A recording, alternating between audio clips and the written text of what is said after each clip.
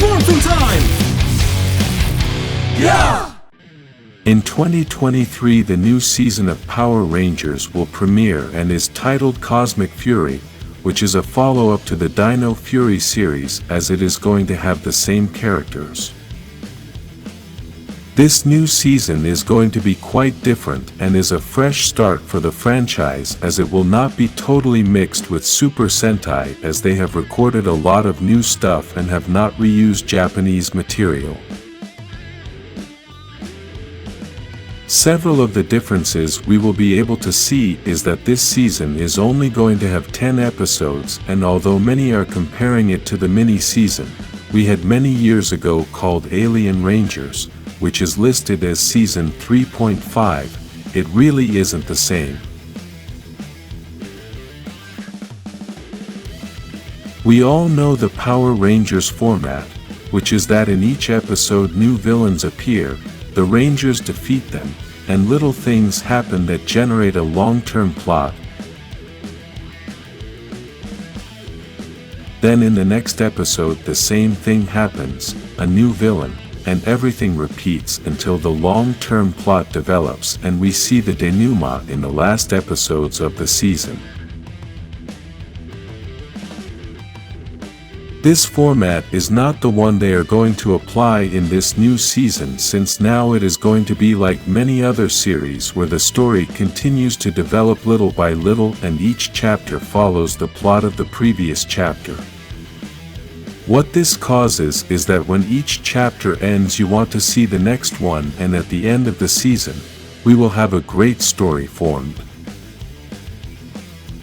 It is because of this that they did not make many chapters, since they only need 10 chapters to tell the whole story, since there are not going to be little filler stories like the current format of Power Rangers where there is a new monster every episode.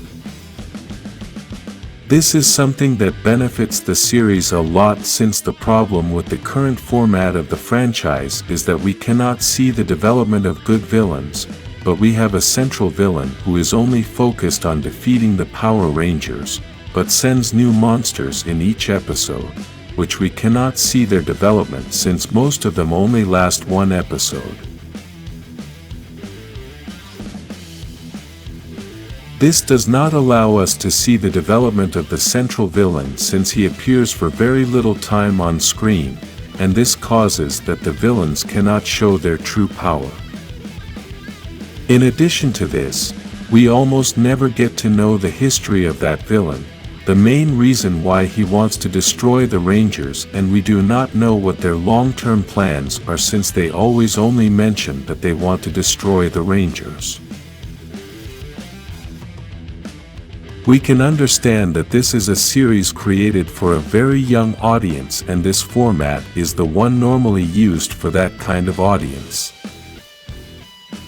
Even so, I think Power Rangers already has a lot of adult audience, people who have grown up and are now adults who are still fans of the series and are looking for a better story.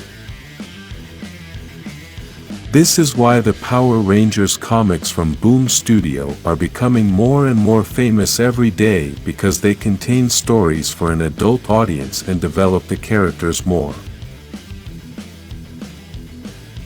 As many already know, Netflix is the one who started streaming Power Rangers again, including the first seasons of Mighty Morphin. They also stream Super Ninja Steel, Beast Morphers, and Dino Fury. The most recent have been Beast Morpher and Dino Fury, but Netflix hadn't really been able to have creative opportunity or say in any of these series, since almost everything comes from Sentai. Now, with Cosmic Fury they have been able to implement their format, and this is going to change the Power Rangers franchise forever, as with this new format we will be able to see a better developed story and possibly be a bit more for adults. In addition to all this, they have also been able to provide a bigger budget, which means that the special effects can be better, and all this can give them the opportunity to create new movies, as they can start to develop all these deeper stories. I think the next steps Netflix should take is to stream all the seasons of Power Rangers on their platform so we can all see the entire story and get to know the franchise better. This will help future seasons when Power Rangers from the past arrives in some episodes. Then, they should study the audience of the series well, since nowadays it is not known if the majority of the fans are young or adults. When we go to Power Rangers events, we can see that most of them are adults, but this does not give us much information because we do not know if young people cannot attend these events because parents do not care to take them because they do not see the importance of Power Rangers. After studying the audience, if they realize that most of them are adults, then they can start creating darker stories, and with this they can start attracting new audiences. Just like Marvel has done with their movies, since before they started those movies many people did not read their comics, and now they have a huge fan base.